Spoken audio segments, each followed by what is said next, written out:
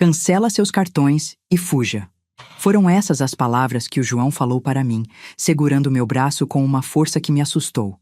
Eu estava ali, na pequena loja de conserto dele, esperando pegar o celular da Amanda, e de repente, o mundo inteiro virou de cabeça para baixo. As mãos dele tremiam. Os olhos dele não conseguiam olhar direito nos meus. E eu, Clarice, 65 anos, professora de história aposentada, achando que estava só fazendo um favor para minha nora, não fazia ideia de que aquele momento ia partir minha vida ao meio. Antes de continuar, me conta nos comentários de qual cidade você está acompanhando essa história e se já passou por algo parecido. E não esquece de curtir para não perder histórias como essa. Deixa eu voltar um pouco. Tudo começou numa terça-feira normal. Eu estava regando as plantas da varanda quando a Amanda apareceu. Ela sempre foi meio distante comigo, sabe? Aquele tipo de nora que sorri na hora certa, fala o necessário, mas nunca parece realmente presente. Naquele dia, ela estava agitada. O celular dela tinha quebrado, a tela rachou toda depois que caiu no chão e ela tinha uma reunião importante de trabalho no dia seguinte. Precisava dos contatos, dos arquivos, de tudo que estava lá dentro. Sogra, a senhora não conhece alguém que conserta celular rápido? É urgente. Eu preciso dele funcionando até amanhã de manhã. A voz dela tinha aquela pressa que a gente sente quando a vida tá correndo e não pode parar. Eu lembrei do João. Ele é filho da Sônia, minha ex-colega de escola onde eu dava aula. A Sônia sempre falava do filho com tanto orgulho. Ele tinha montado uma lojinha de concertos ali perto do centro, um lugar pequeno, mas honesto, onde ele mesmo fazia tudo. Peguei o celular quebrado da Amanda, prometi que ia resolver e saí de casa achando que estava sendo uma sogra prestativa. A loja do João ficava numa ruazinha estreita, entre uma padaria e uma loja de roupas usadas. Quando entrei, o cheiro de solda e eletrônica me envolveu. João estava debruçado sobre uma bancada cheia de ferramentas minúsculas e peças de celulares. Ele levantou a cabeça e me reconheceu na hora. Dona Clarice, quanto tempo? Como tá a minha mãe? A gente conversou um pouco. Ele me contou que o negócio estava indo bem, que tinha acabado de se casar, que a Sônia estava feliz. Depois eu expliquei o problema do celular da Amanda. Ele olhou a tela estilhaçada e disse que conseguia trocar até o final do dia, que era um serviço rápido. Deixei o aparelho com ele e voltei para casa tranquila. Foi no final da tarde que o João me ligou. A voz dele estava diferente, tensa. Ele pediu para eu voltar lá, que precisava me entregar o celular pessoalmente. Achei estranho, mas não pensei muito. Peguei a bolsa e fui. Quando cheguei na loja, o João trancou a porta. Meu coração deu um pulo. Ele me levou para os fundos, para um quartinho minúsculo que servia de escritório, e me fez sentar numa cadeira velha de plástico. Dona Clarice, eu não queria ver o que eu vi. Juro por Deus que não foi de propósito. A voz dele saía engasgada. Quando eu terminei de trocar a tela e liguei o celular para testar, começaram a chegar notificações. Muitas notificações. E eu vi o nome do seu filho nas mensagens. Meu estômago gelou. Alexandre, meu filho único, meu menino. O que ele teria mandado para a Amanda que deixou o João assim? Eu não ia ler, Dona Clarice, eu juro. Mas tinha uma pasta aberta, uma pasta que se chamava Plano B, e as mensagens... Ele não conseguia continuar. Me mostra. Minha voz saiu firme, mas minhas mãos já tremiam. João colocou o celular na minha frente. A tela estava aberta num aplicativo de mensagens, e o que eu li ali, naquele quartinho abafado que cheirava a solda, destruiu tudo que eu achava que sabia sobre a minha vida. Eram mensagens entre Alexandre e Amanda. Dezenas delas. E todas falavam de mim e do Ricardo, meu marido. Ela esqueceu de novo onde deixou a bolsa. O médico já tem o laudo pronto, só falta a data. Era uma mensagem do Alexandre. Perfeito. Quanto antes ela for declarada incapaz, antes a gente consegue a procuração completa dos bens. Resposta da Amanda. Eu continuei lendo, com o João me olhando com uma pena que doía mais que tudo. As mensagens descreviam um plano meticuloso, frio, calculado. Eles queriam me declarar demente. Queriam forjar laudos médicos dizendo que eu estava perdendo a cabeça, que não tinha mais condições de cuidar da minha própria vida. Com isso, conseguiriam procuração de tudo, da casa, das economias, dos investimentos que eu e Ricardo juntamos durante 40 anos de trabalho. Mas não era só isso. Tinha mais, muito mais. O seguro de vida dela é de quanto mesmo? Amanda perguntava numa mensagem de 3 semanas atrás. 800 mil, mas eu já falei com o corretor, ele vai aumentar para 1,5 milhão sem ela saber. Falsifica a assinatura dela, ela nunca vai perceber. Meu filho escreveu isso. E aí veio a parte que me fez segurar na mesa para não cair da cadeira. Quando a gente começar a colocar o pó na comida dela? Amanda de novo. Devagar. Tem que ser aos poucos para não levantar suspeita. Espirradeira é lento, mas é eficaz. Ninguém vai desconfiar. Ela já tá esquecida, lembra? Vão achar que foi o coração. Espirradeira. Eu sabia o que era porque já tinha dado aula sobre plantas venenosas numa época. Nerium oleander. Uma planta linda, comum em jardins, mas mortal se ingerida. Causa problemas cardíacos. E tem gosto imperceptível quando misturada em comida temperada. Eles estavam planejando me matar. Meu filho e minha nora estavam planejando me envenenar lentamente, fingir que eu estava com demência, roubar tudo que a gente tinha e me matar. Eu não chorei. Não naquele momento. Acho que meu corpo entrou em choque. Eu só conseguia olhar para aquelas palavras na tela, escritas pela mão do menino que eu carreguei na barriga, que eu amamentei, que eu acordei de madrugada quando tinha febre.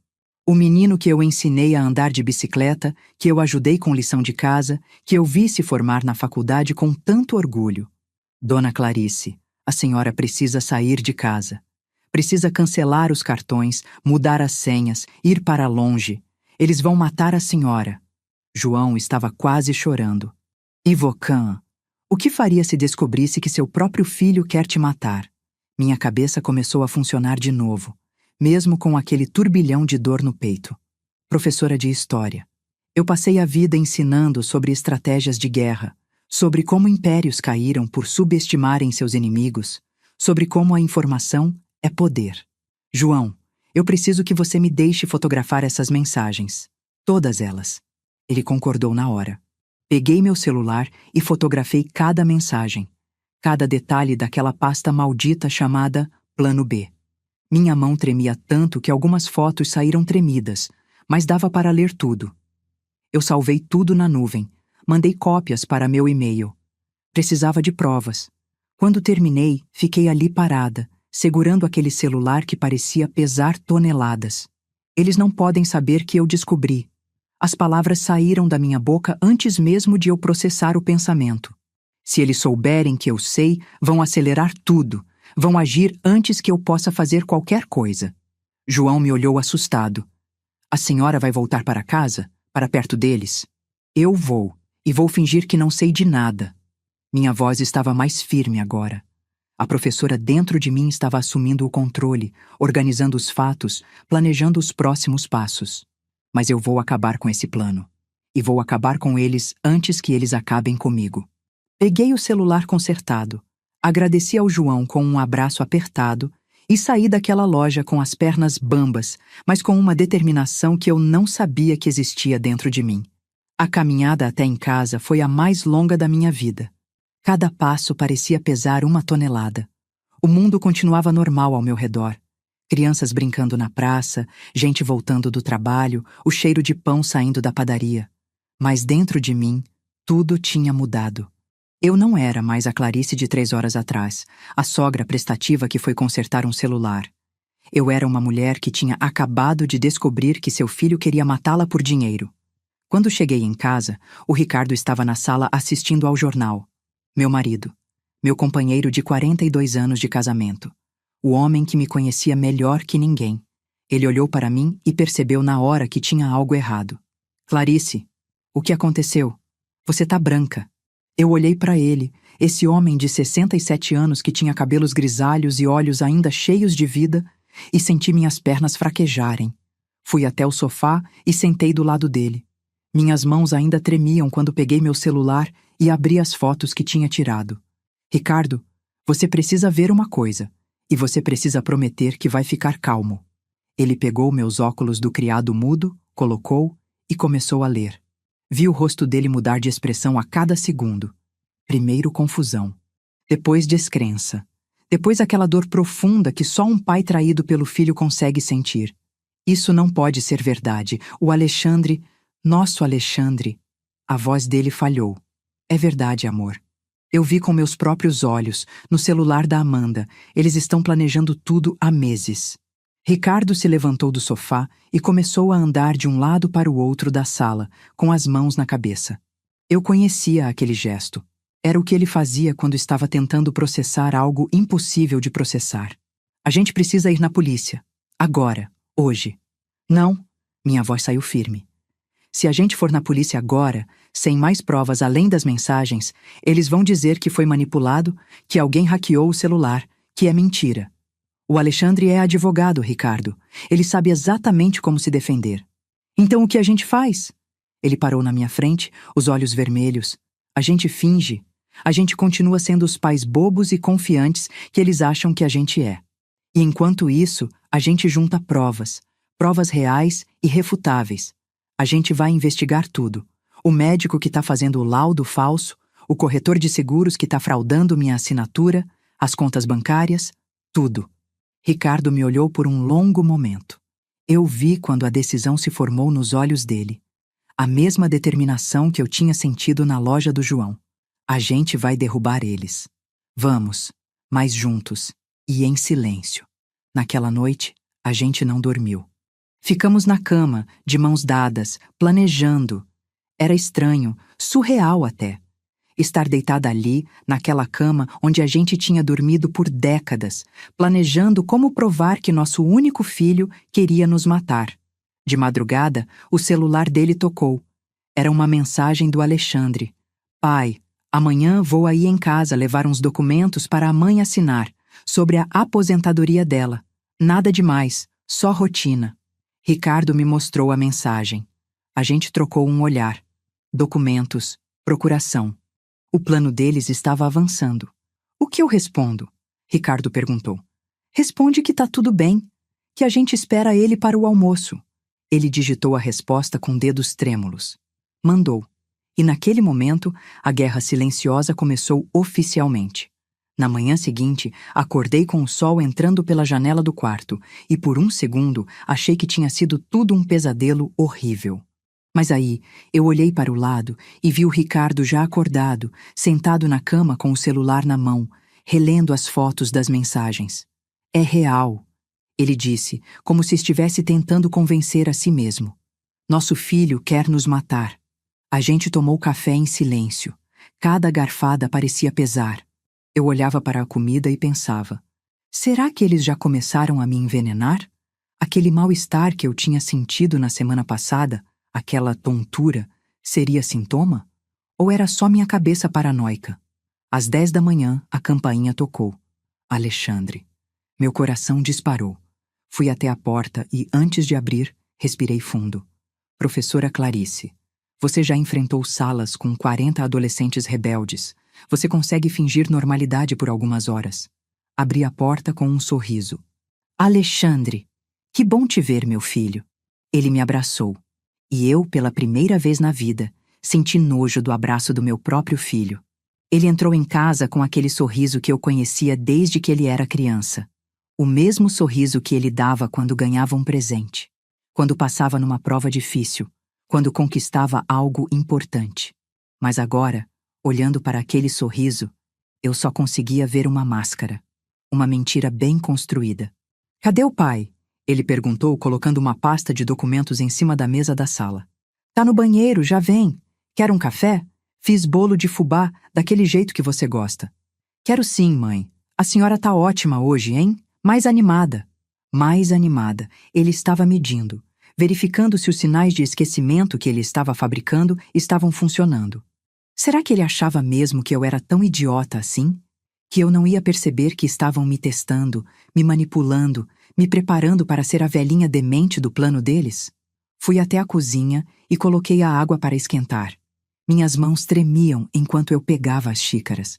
Respira, Clarice. Você é atriz agora. A vida de vocês dois depende dessa atuação. Ricardo apareceu na sala, e eu vi quando os olhos dele cruzaram com os do Alexandre. Meu marido conseguiu sorrir. Conseguiu apertar a mão do filho e perguntar como ele estava. Eu me senti orgulhosa dele naquele momento. A gente estava junto nessa guerra invisível. Servi o café com o bolo. A gente sentou na mesa da sala e Alexandre abriu a pasta. Então, mãe, eu trouxe uns papéis aqui sobre a aposentadoria da senhora. Nada complicado, só precisa assinar aqui e aqui. Ele apontou para 2 linhas marcadas com post-its amarelos. Eu peguei os papéis com a mão ainda meio trêmula. Não da atuação, do medo real.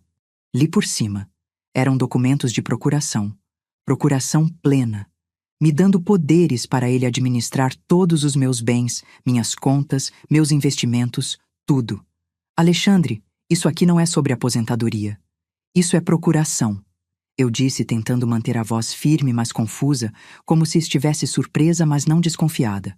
É, mãe, mas é para facilitar. A senhora sabe como esses processos de INSS são burocráticos. Se eu tiver procuração, eu resolvo tudo para a senhora. Não precisa ficar indo em banco, em cartório, nada disso. Ricardo me olhou. Eu vi a raiva nos olhos dele, mas também vi a contenção.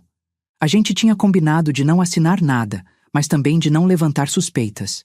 Filho, acho melhor a gente ler isso com mais calma. Procuração é uma coisa séria, eu disse, devolvendo os papéis para ele. Vi a mandíbula dele se contrair. Por um segundo, apenas um segundo, a máscara escorregou e eu vi raiva. Raiva genuína. Mas ele se recompôs rápido. Claro, mãe. Sem pressa. A senhora pode ler com calma e a gente assina na próxima semana. Ele ficou mais uns 20 minutos, comeu o bolo, tomou café, falou sobre o trabalho.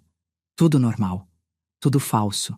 Quando ele finalmente foi embora, eu e Ricardo ficamos parados na sala, olhando um para o outro. A gente precisa agir rápido, Ricardo disse. Se ele está trazendo esses papéis agora, é porque eles estão acelerando o plano. Eu sei. Vamos ao banco, hoje mesmo. A gente se arrumou e saiu. O banco ficava a uns 15 minutos de casa. No caminho, eu não conseguia parar de pensar. Quantas vezes eu tinha andado por aquelas mesmas ruas com o Alexandre pequeno? Quantas vezes eu segurei a mão dele, protegi ele, sonhei com o futuro dele. E agora ele estava planejando o meu funeral. No banco, a gente pediu para falar com o gerente. O Maurício era nosso gerente há uns 10 anos, um homem sério, competente. Quando ele nos recebeu na sala dele, a gente foi direto ao assunto. Maurício, a gente precisa verificar se tem alguma movimentação estranha nas nossas contas. E a gente quer cancelar qualquer procuração que exista no nome do nosso filho. Ele ficou com uma cara confusa. Procuração?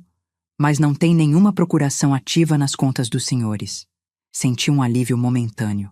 Pelo menos ainda não tinham conseguido isso. E sobre movimentações? Alguma coisa diferente nos últimos meses? Ricardo insistiu. Maurício mexeu no computador.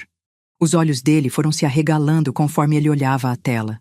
Tem alguns débitos pequenos aqui. R$50, R$100, valores pequenos. Sempre da conta da senhora, dona Clarice. Mas são débitos automáticos cadastrados há uns 3 meses. Débitos de quê?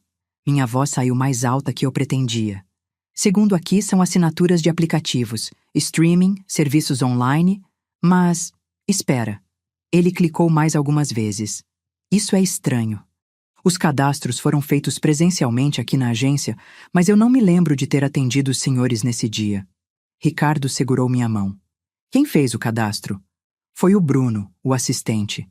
Mas ele saiu da agência mês passado. Deixa eu ver nos registros. Maurício ficou digitando. Ele registrou que a senhora, dona Clarice, veio aqui acompanhada do filho, que a senhora solicitou esses débitos porque estava com dificuldade de lembrar de pagar as assinaturas manualmente. Dificuldade de lembrar. Lá estava de novo, construindo a narrativa da demência, criando um histórico de esquecimento. Maurício, eu nunca vim aqui pedir isso, e eu não tenho nenhum desses aplicativos. Eu disse, sentindo a raiva crescer. O gerente ficou pálido. Isso é fraude. A gente precisa fazer um boletim de ocorrência. Não. Ricardo foi rápido. Ainda não. A gente só quer que você cancele tudo, bloqueie qualquer tentativa futura de cadastro sem a nossa presença pessoal e mude todas as senhas. Tudo. E a gente quer que você não comente isso com ninguém. Ninguém mesmo. Maurício concordou, mas eu via que ele estava confuso. A gente gastou mais de 1 hora ali, mudando senhas, cancelando débitos, colocando alertas em tudo. Quando a gente saiu, eu me sentia um pouco mais segura. Pelo menos o dinheiro estava mais protegido agora. Mas tinha mais coisa para resolver. O seguro de vida. As mensagens falavam sobre falsificar minha assinatura para aumentar o valor. A gente precisava verificar isso. Cheguei em casa e liguei para a corretora de seguros. A Patrícia atendia minha família há anos. Quando eu expliquei que queria revisar minha apólice, ela disse que ia mandar os documentos por e-mail. Meia hora depois, o e-mail chegou. E o que eu vi me fez sentar na cadeira com força. O seguro tinha sido alterado há 2 meses. O valor tinha subido de 800 mil para 1.500.000 reais. E tinha minha assinatura no documento. Uma assinatura que não era minha. Parecida, mas não era. Quem olhasse rápido não ia perceber, mas eu conhecia minha própria letra. Aquilo era falsificação. Ricardo, olha isso. Mostrei o documento para ele. Ele pegou o papel e analisou com atenção. Engenheiro por 40 anos, ele tinha olho para detalhes. Isso é crime. Falsificação de documento. A gente tem que guardar isso. É prova. A gente imprimiu tudo, guardou numa pasta separada. Cada prova que a gente encontrava era uma peça a mais no quebra-cabeça. Mas eu sabia que ainda faltava a peça mais importante: o médico. As mensagens mencionavam um laudo médico. Um laudo falso dizendo que eu tinha demência. Eu precisava saber quem era esse médico e como o Alexandre tinha convencido ele a fazer isso. Eu tinha uma consulta marcada com o Dr. Paulo na semana seguinte. Ele era nosso médico de família há mais de 15 anos. Homem honesto, competente, de confiança. Ou pelo menos eu achava que era. Decidi não esperar. Liguei para o consultório e consegui antecipar a consulta para aquela mesma tarde. Disse que estava me sentindo mal, com tonturas. Não era totalmente mentira. Depois de tudo o que estava acontecendo, eu estava mesmo me sentindo mal. Ricardo foi comigo. Quando a gente entrou no consultório do Dr. Paulo, ele parecia surpreso de nos ver. Dona Clarice, seu Ricardo, que surpresa! Pensei que a consulta fosse só semana que vem. Eu consegui antecipar, doutor. Estou me sentindo estranha ultimamente. Eu disse, sentando na cadeira em frente à mesa dele. Ele fez as perguntas de rotina. Como eu estava dormindo, como estava me alimentando, se tinha alguma dor. Eu respondi tudo, mas estava observando ele, tentando ver algum sinal de desconforto, de culpa. Doutor, eu disse de repente, o Alexandre comentou alguma coisa com o senhor sobre minha memória? Vi quando ele congelou. Foi só 1 segundo, mas eu vi. Comentou. Ele disse, depois de uma pausa. Ele veio aqui faz uns 2 meses, preocupado. Disse que a senhora estava esquecendo coisas, repetindo perguntas, ficando confusa. E o senhor acreditou nele? Ricardo perguntou, a voz tensa. Eu pedi para o Alexandre trazer a senhora para uma avaliação mais completa. Mas ele disse que a senhora se recusava a vir. Eu nunca me recusei a vir, doutor, porque eu nunca soube desse pedido. Eu disse, me inclinando para a frente. O Alexandre nunca me contou nada disso. O Dr. Paulo ficou pálido. Mas ele disse que tinha conversado com a senhora, que a senhora tinha ficado brava, que... Ele mentiu, Ricardo cortou. Tudo mentira. O médico passou a mão no rosto. Eu podia ver o conflito nos olhos dele. Doutor, preciso saber. O senhor fez algum laudo sobre mim? Algum documento dizendo que eu tenho problemas de memória? Silêncio. Um silêncio pesado, denso. Fiz, ele disse finalmente. O Alexandre me pressionou muito.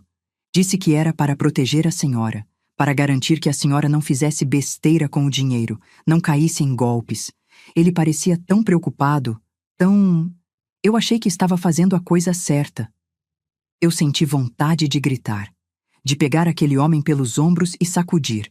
Mas eu precisava manter a calma. Onde está esse laudo? Eu não dei para ele ainda. Tá aqui no arquivo. Ele ia buscar semana que vem. O senhor vai destruir esse laudo. Ricardo disse, a voz firme. E o senhor vai fazer um novo laudo, dizendo que Dona Clarice está perfeitamente saudável mental e cognitivamente. Porque é a verdade. O Dr. Paulo concordou, visivelmente abalado. Ele destruiu o laudo falso na nossa frente, passou ele no triturador de papel e fez um novo laudo, completo, assinado e carimbado, atestando minha plena capacidade mental. A gente saiu do consultório com mais uma prova, mas também com mais medo. Se o Alexandre tinha conseguido manipular até o médico da família, o que mais ele tinha feito? E Vocan confiaria em alguém depois de descobrir que seu próprio filho manipulou até seu médico? Naquela noite, eu não consegui jantar. Fiquei sentada no sofá, olhando para o teto, pensando em tudo. Ricardo estava ao meu lado, silencioso. A gente estava cansado, exausto, mas não podia parar. O celular dele tocou. Era uma mensagem da Amanda. Sogro, a gente pode ir aí amanhã para jantar? Faz tempo que a gente não se vê. Ricardo me mostrou. A gente trocou um olhar. Responde que sim, eu disse. Fala que a gente vai adorar. Ele digitou a resposta. Minha cabeça já estava trabalhando. Um jantar. Eles iam vir aqui para jantar. O que eles estavam planejando? Será que iam tentar me fazer assinar a procuração de novo? Ou pior? Ricardo, a gente precisa de ajuda profissional. A gente não pode fazer isso sozinho. Você quer dizer polícia? Ainda não. Primeiro, um advogado. Alguém que entenda de direito de família, de crime financeiro. Alguém que possa nos orientar sobre o que fazer com todas essas provas que a gente está juntando. No dia seguinte de manhã, a gente foi ao escritório da doutora Helena, uma advogada que uma amiga minha tinha recomendado. Ela era especialista em direito de família e crimes patrimoniais. Quando a gente contou a história toda, mostrou as fotos das mensagens, os documentos do banco, o seguro falsificado, ela ficou em silêncio por um longo momento. Isso é tentativa de homicídio. Ela disse, finalmente. Não é só fraude. Eles estão planejando matar vocês. Ouvir aquilo dito em voz alta, por uma profissional, tornou tudo mais real, mais assustador. O que a gente faz? Ricardo perguntou. Vocês vão à polícia, hoje, agora, e vocês vão registrar tudo. Mas antes, vocês precisam entender que a partir do momento que fizerem isso, não tem volta. Vocês vão estar denunciando seu filho. Ele pode ser preso. Ele planejou nos matar, eu disse, a voz saindo mais firme do que eu sentia. Ele falsificou documentos, manipulou médico, criou um plano para nos envenenar. Ele deixou de ser meu filho no momento que escolheu o dinheiro no lugar da nossa vida. A doutora Helena concordou. Ela nos acompanhou até a delegacia. Lá, a gente falou com um delegado especializado em crimes financeiros. Ele ouviu tudo, anotou tudo, pediu todas as provas. Eu preciso mais que mensagens de celular, ele disse. Preciso de prova concreta de que eles estão agindo. Preciso flagrar eles fazendo algo. Como? Ricardo perguntou. Vocês disseram que eles vão jantar na casa de vocês hoje à noite, certo? A gente pode colocar câmeras escondidas. Se eles tentarem fazer alguma coisa, a gente vai ter prova em vídeo. A ideia me deixou enjoada. Transformar minha própria casa num cenário de investigação criminal. Mas era necessário. Eles mandaram uma equipe técnica para nossa casa. Instalaram câmeras minúsculas na sala, na cozinha, na entrada. Câmeras que a gente nem conseguia ver direito, e microfones. Tudo conectado a um sistema que gravava e transmitia para a polícia em tempo real. Vocês precisam agir normal, o delegado instruiu. Não podem dar nenhum sinal de que sabem de algo. Quanto mais naturais, melhor. Natural. Como eu ia agir natural, sabendo que meu filho podia tentar me envenenar no jantar? Ricardo começou a preparar a comida. Ele decidiu fazer um churrasco simples, salada, arroz. Comida que a gente podia controlar, que a gente via sendo preparada. Eu pus a mesa, arrumei a casa, tentei parecer uma anfitriã animada. Às 7 da noite, a campainha tocou. Alexandre e Amanda entraram com sorrisos largos. Ela trouxe uma garrafa de vinho tinto. Trouxe um vinho especial para a gente comemorar. Comemorar o quê? Nossa morte? Que delícia! Obrigada, Amanda. Eu disse, pegando a garrafa e levando para a cozinha. Colocamos a garrafa na mesa. Durante o jantar, eles foram extremamente atenciosos. Alexandre servia a comida para mim. Perguntava se estava gostoso, se eu queria mais salada. Amanda me elogiava, dizia que eu estava linda, que a casa estava cheirosa. Tudo falso. Cada palavra, cada gesto. Mãe, vamos tomar esse vinho? Abrir ele agora? Alexandre pegou a garrafa e começou a abrir. Pode abrir, filho. Eu disse, sentindo meu estômago se revirar. Ele abriu o vinho, serviu para todo mundo. Eu peguei a taça e levei até os lábios. Mas não bebi. Fingi que bebi. Vi quando Ricardo fez o mesmo. Alexandre e Amanda brindaram com a gente. Tomaram o vinho deles, mas ficaram observando a gente com atenção, esperando para ver se a gente bebia mesmo. Esse vinho tá muito bom, Amanda. De onde você comprou? Eu perguntei, ainda segurando a taça cheia. Numa vinícola especial. Caríssimo. Só o melhor para vocês. Aposto que era caro. Caro e envenenado. A noite se arrastou. Eles ficaram até quase meia-noite. Quando finalmente foram embora, eu e Ricardo ficamos parados na sala, exaustos, tremendo. A gente conseguiu, ele disse. A gente fingiu. No dia seguinte, o delegado nos ligou. A gente tem tudo gravado, mas ainda não é suficiente. A gente precisa de mais. Mais. Quanto mais a gente ia precisar suportar? As semanas seguintes foram as mais difíceis da minha vida. A gente continuou fingindo normalidade enquanto a polícia investigava. Cada dia era uma tortura. Cada vez que o Alexandre ligava, cada vez que a Amanda mandava mensagem, meu coração disparava. Eu tinha que responder como se fosse a mãe amorosa de sempre, como se não soubesse que meu filho estava contando os dias para minha morte. O delegado pediu para a gente manter contato frequente com eles. Quanto mais vocês parecerem confiantes e despreocupados, mais eles vão baixar a guarda e cometer erros. Erros. A gente estava esperando eles errarem. Mas cada erro podia significar um passo mais perto do envenenamento, da morte. Uma tarde, eu estava arrumando o armário do banheiro quando encontrei algo estranho. Um frasco de remédio que eu não conhecia. Rivotril. Eu nunca tinha tomado Rivotril na vida. Era um calmante forte, controlado. Chamei o Ricardo. Olha isso. De onde saiu? Ele pegou o frasco e examinou. Tá no seu nome. Prescrito pelo Dr. Paulo. Mas você nunca tomou isso. E eu nunca pedi para ele prescrever. Minha mente disparou. Eles plantaram isso aqui. Estão criando um histórico. Se eu morrer de problemas cardíacos, vão dizer que eu estava tomando remédio controlado, que eu estava com problemas psicológicos. Ricardo fotografou o frasco. Mais uma prova. A gente ligou para o Dr. Paulo. Ele confirmou que nunca tinha prescrito aquilo. Alguém tinha falsificado a receita. Eles estão acelerando. Eu disse para Ricardo depois que desliguei o telefone. Eles estão plantando evidências, criando uma narrativa. A gente precisa agir logo. Liguei para o delegado. Contei sobre o remédio. Ele disse que ia intensificar a investigação. 2 dias depois, o Alexandre apareceu em casa sem avisar. Eu estava sozinha. O Ricardo tinha ido ao mercado. Mãe, vim aqui pegar uns papéis que eu esqueci na última vez. Ele disse, entrando. Eu não lembrava de papel nenhum, mas deixei ele entrar. As câmeras estavam ligadas. Tudo ia ser gravado. Ele foi direto para a sala, mas eu percebi que ele estava olhando para os lados, avaliando. Será que ele desconfiava? Será que tinha percebido algo? Que papéis, filho? Eu perguntei, tentando manter a voz casual. Ah, deixa. Eu me enganei.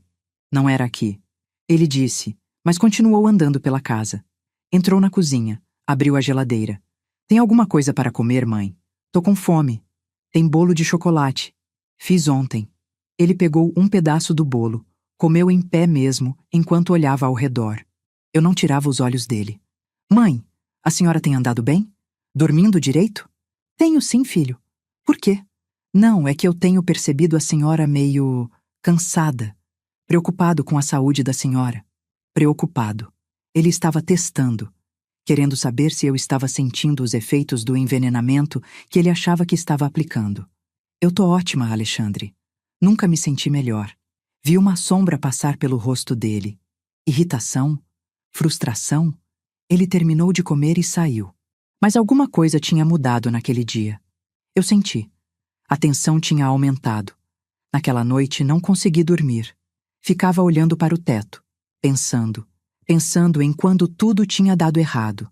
Onde foi que eu errei como mãe? Como o menino doce que eu criei tinha se transformado naquele homem capaz de planejar meu assassinato? Ricardo segurou minha mão no escuro. Não foi culpa sua. Como você sabe o que eu tô pensando?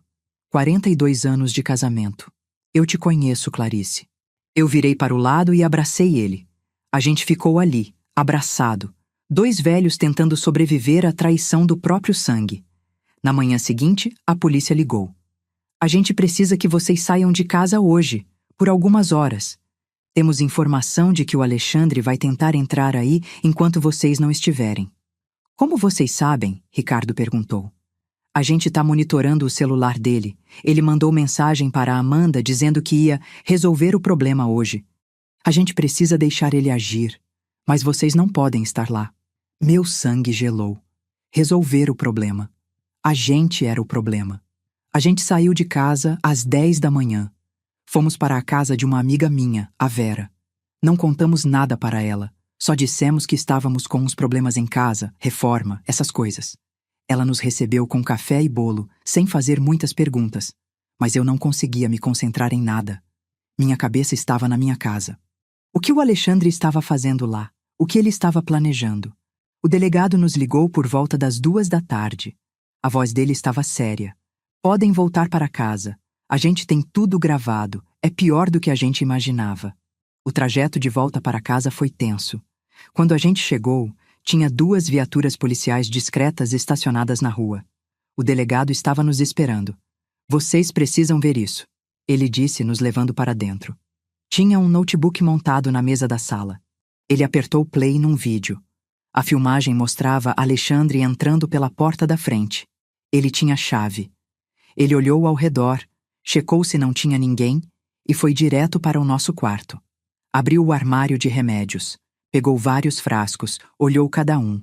Depois tirou da mochila dele um saquinho com comprimidos. Começou a trocar os comprimidos dos meus remédios pelos que ele tinha trazido. Ele está substituindo os remédios dela. Um dos investigadores explicou. A gente já mandou analisar. Os comprimidos que ele colocou contêm doses altas de digitálicos. Veneno de espirradeira. Se ela tomasse aquilo por uma semana, teria uma parada cardíaca que pareceria natural. Eu não conseguia respirar. Estava vendo ali, na tela, meu filho executando meu assassinato. Metodicamente, friamente. Mas o vídeo não tinha acabado. Alexandre foi para a cozinha. Abriu a geladeira. Pegou uma garrafa de vinho que estava lá, a mesma que a Amanda tinha trazido no jantar e que a gente não tinha tomado. Ele abriu a garrafa, colocou um pó branco dentro, tampou de novo, sacudiu. Esse pó também é espirradeira. O investigador disse. Concentração altíssima. Se vocês tivessem tomado esse vinho, teriam morrido em poucas horas. Ricardo teve que sentar. Ele estava branco, trêmulo. Eu só conseguia olhar para a tela, vendo meu filho misturando veneno na bebida dos próprios pais. Alexandre ainda fez mais uma coisa. Ele plantou um microfone atrás da televisão da sala. Um microfone escuta. Ele estava nos vigiando. A gente tem prova suficiente agora, o delegado disse. Tentativa de homicídio qualificado, falsificação de documentos, fraude. A gente vai prender ele e a Amanda hoje mesmo. Vocês querem estar presentes? Eu olhei para o Ricardo. A pergunta não dita pairava no ar. Você quer ver seu filho ser preso? A gente quer. Eu disse, surpreendendo até a mim mesma. A gente precisa ver isso até o fim. A operação foi marcada para o final da tarde. A polícia descobriu, através das conversas interceptadas, que Alexandre e Amanda iam se encontrar num shopping próximo. Eles iam jantar lá, comemorar. Comemorar o quê? O fato de acharem que o plano estava funcionando? A gente foi junto com a polícia. Ficamos num carro descaracterizado, a alguns metros de distância. Vi quando eles entraram no shopping, de mãos dadas, sorrindo. Eles pareciam um casal normal, bonito, feliz. Como era possível alguém sorrir assim depois de passar a tarde envenenando a própria mãe? A polícia esperou eles terminarem de jantar.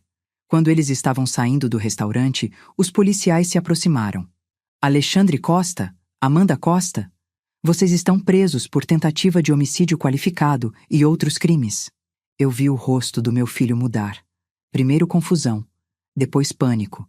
Ele olhou ao redor, procurando uma saída. A Amanda ficou paralisada. Isso é um engano! Eu não fiz nada! Alexandre gritou enquanto colocavam as algemas nele. A gente tem você em vídeo trocando remédios e colocando veneno em vinho, Alexandre. A gente tem tudo, o delegado disse. Foi quando ele me viu. Eu estava saindo do carro, me aproximando.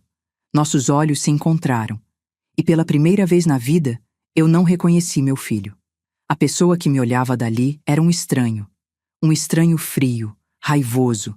Foi você, ele disse. A voz baixa, mas cheia de ódio. Você nos entregou. Eu salvei minha vida. Eu respondi, a voz trêmula, mas firme. Você escolheu me matar por dinheiro. Você deixou de ser meu filho no dia que planejou minha morte. Eu sou seu filho. Eu sou seu sangue. Você não pode fazer isso comigo. Você ia me envenenar, Alexandre. Ia me matar aos poucos, me fazer sofrer, e ainda ia fingir estar de luto no meu enterro. Que filho faz isso? Ele não respondeu. Simplesmente me olhou com aquele ódio que queimava e depois foi levado pela polícia. Amanda estava chorando. Mas não eram lágrimas de arrependimento. Eram lágrimas de raiva, de frustração por terem sido pegos. A gente foi para a delegacia. Passou a noite toda lá, dando depoimento, assinando papéis, vendo nossa vida virar um processo criminal. Quando a gente finalmente voltou para casa, já estava amanhecendo. A casa estava vazia, silenciosa. Mas não era mais a mesma casa. Nunca mais seria. A gente sobreviveu. Ricardo disse sentando no sofá. Sobrevivemos. Mas a que custo? Eu olhei para as fotos na parede. Fotos do Alexandre criança, Alexandre adolescente, Alexandre se formando, Alexandre casando. Em todas elas, ele sorria. E eu também sorria, orgulhosa do meu filho. Mas aquele menino das fotos não existia mais. Talvez nunca tenha existido. Os dias seguintes foram um borrão. A história vazou para a imprensa. Filho e nora planejam assassinar pais idosos por herança. Os jornais, a televisão, todo mundo falando. A gente teve que lidar com repórteres na porta de casa, com olhares curiosos dos vizinhos, com ligações de pessoas que a gente nem conhecia querendo saber detalhes. A Vera, minha amiga, veio me visitar. Ela trouxe um envelope. Clarice, eu preciso te mostrar uma coisa. Eu estava procurando sobre a Amanda, como você pediu. E eu encontrei isso.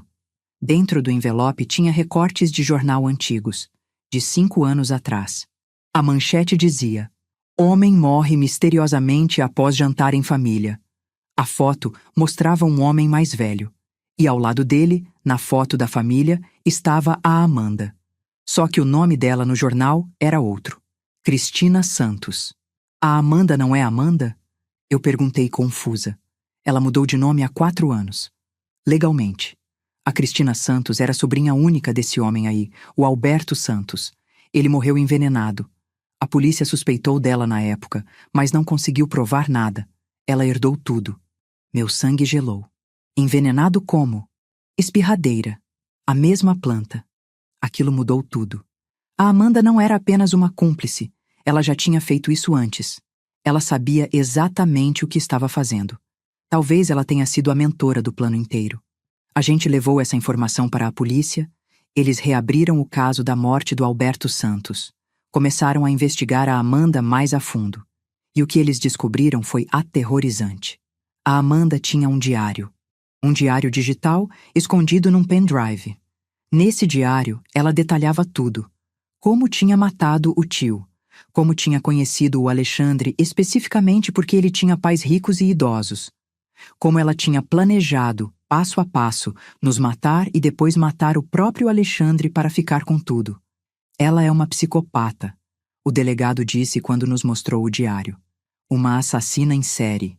Vocês foram os alvos, mas o Alexandre também ia ser eliminado depois. Eu li parte do diário. Era chocante. Frio, calculista. Ela descrevia a gente como obstáculos, não como pessoas, como coisas que precisavam ser removidas para ela conseguir o que queria. Quando confrontaram a Amanda com o diário, ela confessou tudo. Disse que tinha manipulado o Alexandre desde o começo, que tinha plantado a ideia na cabeça dele aos poucos, que tinha sido ela quem ensinou ele sobre a espirradeira, sobre como falsificar documentos, sobre como construir a narrativa da demência. Ele era fraco. Ela disse sem nenhuma emoção. Fácil de manipular. Gananciosos são sempre fáceis de manipular. O Alexandre, quando soube que tinha sido usado, que a Amanda planejava matá-lo também, entrou em colapso. Ele quis fazer um acordo com a polícia, quis entregar tudo sobre ela em troca de redução de pena. Mas o mal já estava feito. Os dois iam pagar.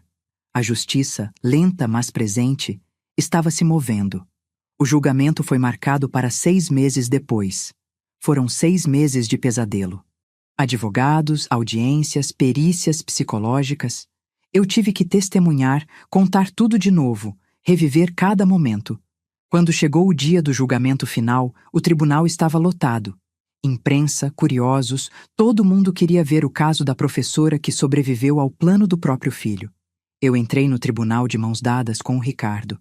A gente se sentou do lado da promotoria.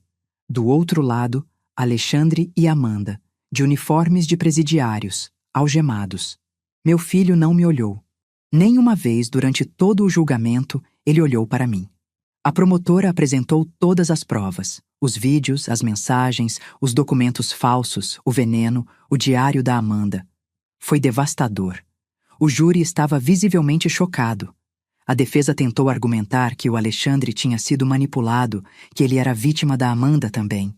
Mas as provas mostravam que ele tinha participado ativamente, que ele tinha falsificado documentos, que ele tinha colocado o veneno com as próprias mãos. Depois de 3 dias de julgamento, o júri se retirou para deliberar. A gente esperou. Cada minuto era uma eternidade. Quando eles voltaram, o silêncio no tribunal era absoluto.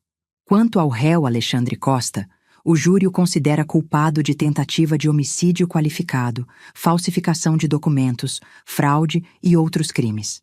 Sentença: 25 anos de prisão em regime fechado. Eu ouvi o Ricardo engasgar um soluço. Eu apertei a mão dele. Quanto à ré Amanda Costa, também conhecida como Cristina Santos, o júri a considera culpada de 2 homicídios qualificados, tentativa de homicídio qualificado e outros crimes. Sentença: 40 anos de prisão em regime fechado. Foi acabado. Meu filho ia passar as próximas décadas na prisão. E eu ia passar o resto da minha vida sabendo que fui eu quem o colocou lá. Mas eu também ia viver. Eu ia acordar amanhã. Ia ver o sol nascer.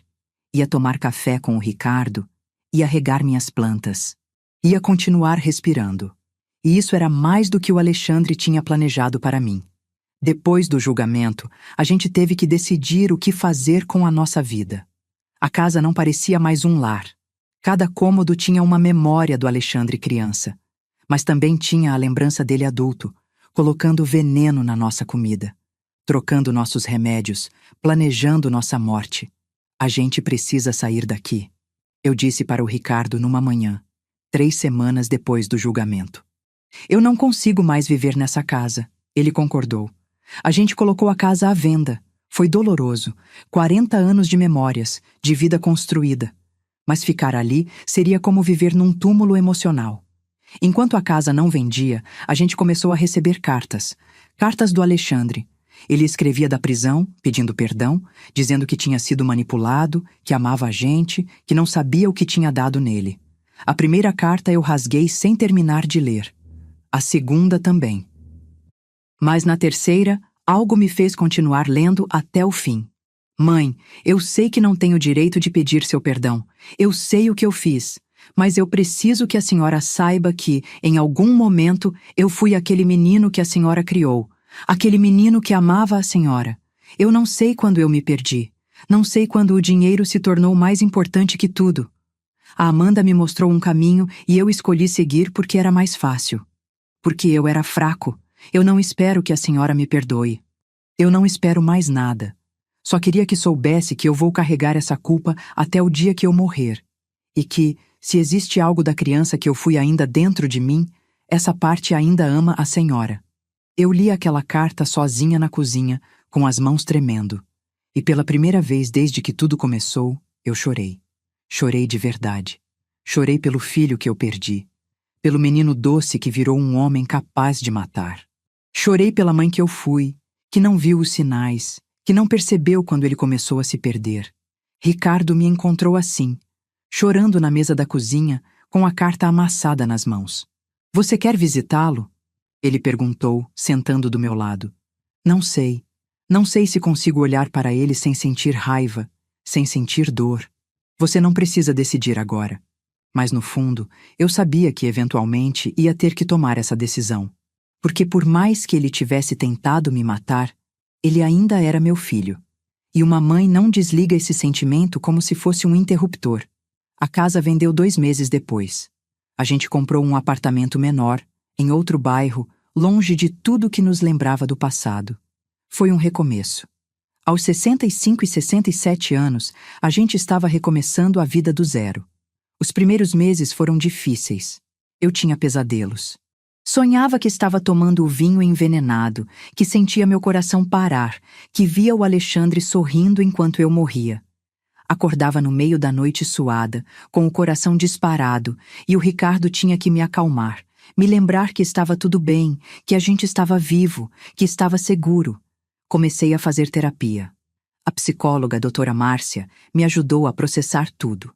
A entender que eu não tinha culpa, que eu não tinha como prever, que eu tinha feito o melhor que pude como mãe. Clarice, você criou o filho que você pôde criar com as ferramentas que você tinha. As escolhas que ele fez adulto são responsabilidade dele, não sua. Ela repetia isso toda a sessão, até que começou a fazer sentido. O Ricardo também fez terapia. A gente precisava se curar, tanto individualmente quanto como casal, porque aquela experiência tinha rachado algo dentro da gente e a gente precisava aprender a viver com essa rachadura. 1 ano depois do julgamento, eu finalmente decidi visitar o Alexandre na prisão. Não foi uma decisão fácil.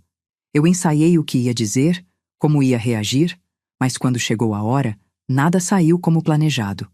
A sala de visitas da prisão era fria, cheirava a desinfetante e tinha aquele silêncio pesado de lugares cheios de tristeza. Eu me sentei numa cadeira de plástico e esperei.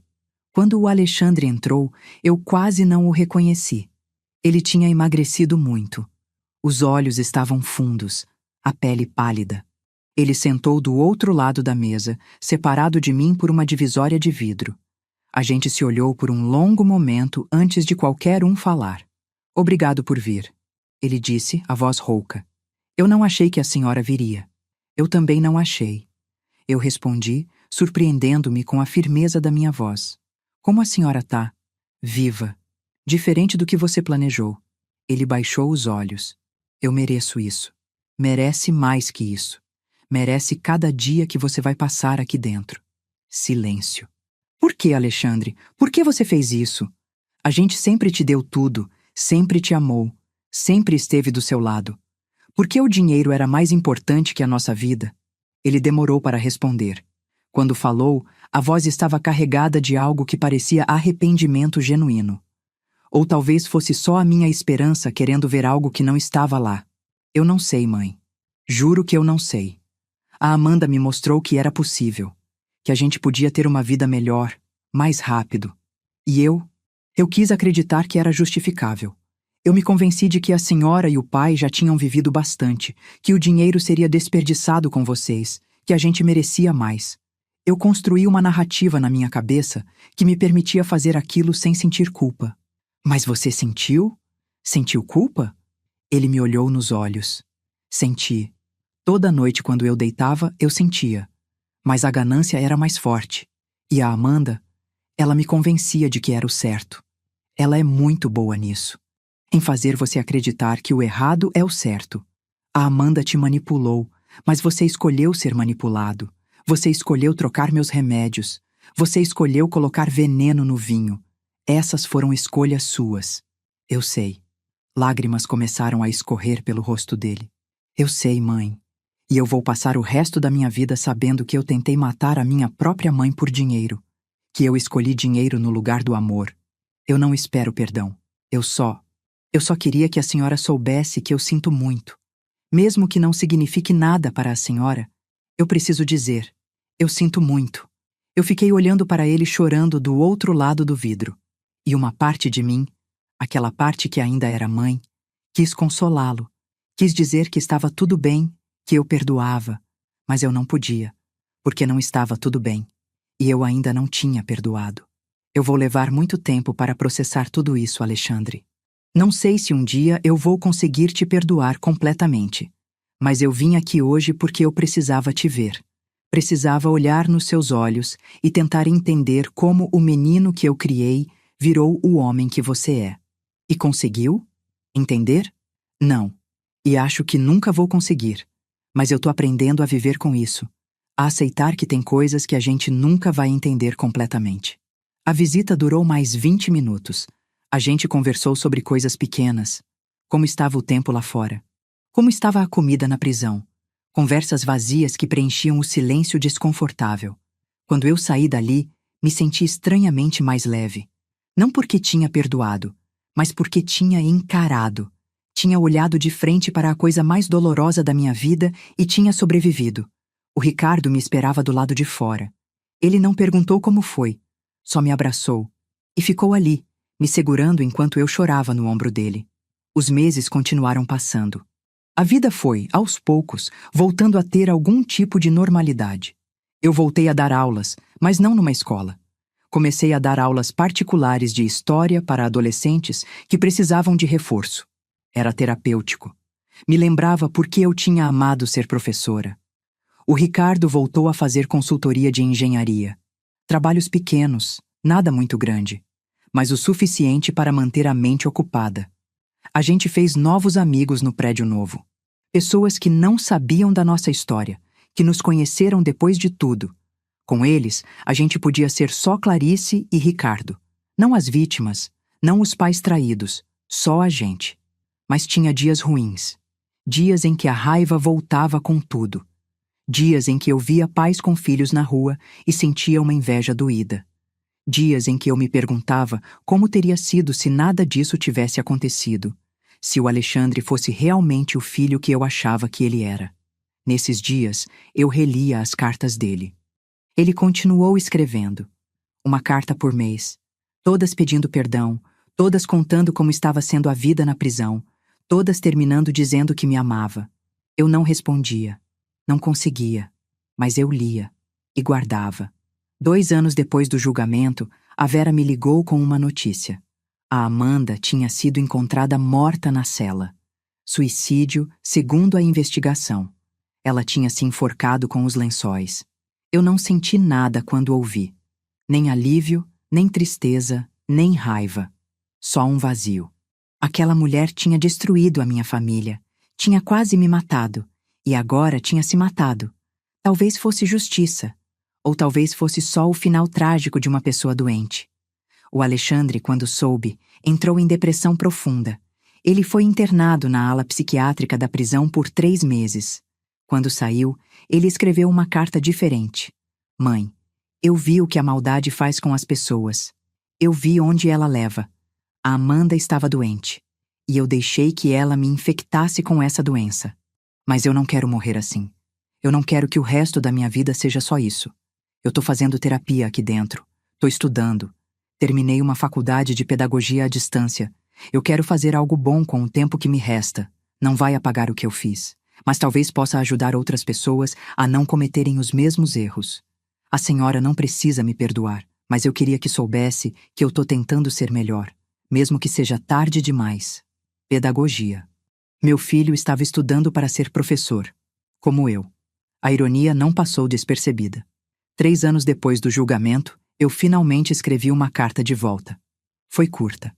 Alexandre, eu ainda não te perdoei completamente. Não sei se um dia vou conseguir, mas eu vejo que você está tentando. E isso conta. Não apaga o que você fez. Nada vai apagar. Mas mostra que ainda existe algo humano em você. Continue tentando ser melhor. Continue se educando. E quando você sair daí, daqui a muitos anos, talvez a gente consiga conversar de novo. De verdade. Sua mãe, Clarice. Mandei a carta. E senti como se um peso saísse dos meus ombros. Hoje, 5 anos depois de tudo, eu acordo de manhã na nossa varanda nova. Tomo café com o Ricardo. A gente conversa sobre o dia, sobre os netos dos nossos amigos, sobre a vida. A gente ri. Não tanto quanto antes, mas a gente ri. Eu ainda visito o Alexandre. Não com frequência. Umas 3 vezes por ano. As visitas são difíceis, mas necessárias. Ele mudou. Não sei se é genuíno ou se é só o resultado de estar preso, mas ele mudou. Ele dá aulas para outros presos agora. Ensina alfabetização. Me mostra os cadernos dos alunos dele com um orgulho tímido. E eu vejo um pouco do menino que ele foi. Só um pouco. O perdão é um processo. Não é um momento. Não é uma decisão única. É algo que você constrói dia após dia, tijolo por tijolo, até que um dia você olha e percebe que construiu algo. Não uma ponte de volta ao passado, mas talvez um caminho para um futuro diferente. Eu não esqueci. Nunca vou esquecer. Ainda tenho pesadelos às vezes. Ainda sinto a traição como uma ferida que dói em dias de chuva. Mas eu sobrevivi. A gente sobreviveu. E tem algo poderoso nisso, em olhar para trás e perceber que você passou pelo pior que poderia imaginar e ainda está de pé. Ainda está respirando. Ainda é capaz de amar, mesmo que com mais cautela. Ainda é capaz de confiar, mesmo que com mais cuidado. O Ricardo me chama da cozinha. Ele fez panquecas. A gente vai tomar café juntos. Na mesa nova, no apartamento novo, na vida nova que a gente construiu das cinzas da vida velha. Eu me levanto, pego minha xícara de café e vou até ele. A gente se beija. Um beijo rápido de quem está junto há tanto tempo que não precisa de grandes gestos, só da presença. Você tá bem? Ele pergunta como pergunta todo dia. Tô, eu respondo. E dessa vez, é verdade. Eu tô. Olho pela janela. O sol está nascendo. Um dia novo. Mais um dia que eu venci. Mais um dia que eles não conseguiram tirar de mim. E isso é tudo. Isso é suficiente. A vida não voltou a ser o que era. Nunca vai voltar. Mas ela é boa de um jeito diferente agora. É uma vida conquistada. Uma vida pela qual eu lutei. Uma vida que eu escolhi viver, mesmo quando teria sido mais fácil desistir. Tem uma frase que eu leio todo dia, que eu coloquei num quadro pequeno na nossa sala. É de Maya Angelou. Não há maior agonia do que carregar uma história não contada dentro de você. Eu contei minha história. Para a polícia, para o tribunal, para a terapeuta, para mim mesma. E agora, de certa forma, eu tô contando para você. Porque talvez alguém precise ouvir isso. Talvez alguém esteja passando por algo parecido e ache que não vai sobreviver. Mas vai. A gente sobrevive. A gente continua. A gente reconstrói. Não da mesma forma, mas a gente reconstrói. E tem beleza nisso também. Tem força. Tem vida. Obrigada por chegar até o fim dessa história. Se ela te tocou de alguma forma, se te fez pensar, se te fez sentir menos sozinho em alguma dor que você carrega, então valeu a pena contar. Curte e compartilha com alguém que precisa ouvir que é possível sobreviver, mesmo quando parece impossível. A vida continua. E enquanto ela continuar, a gente continua também.